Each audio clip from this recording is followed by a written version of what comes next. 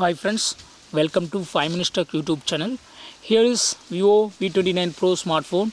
In this video, you will learn how to change auto screen lock time when screen timeout is applied. Okay. First of all, go to the settings of your phone. Go to settings. Then go to security. And here in screen lock, click on this settings, and here click on lock after screen timeout. So after screen timeout, our phone screen will take 5 seconds to lock your phone automatically. Okay, if you want to apply it immediately, click on first one.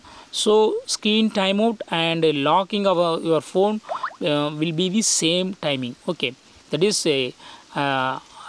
just after screen timeout, phone screen is also locked. Okay, simultaneously both will be acting. Okay, if you would like to increase this timing, then you can choose up to 30 minutes. Okay, so after 30 minutes only locking will be applied, that is screen will be locked, but phone screen will be just timed out. Okay, so this 30 minutes after timed out will be applied except when kept unlocked by smart lock. Okay, so in this way you can easily customize to any timing for automatic locking when after screen timeout. Okay, that's all friends, thanks for watching, bye.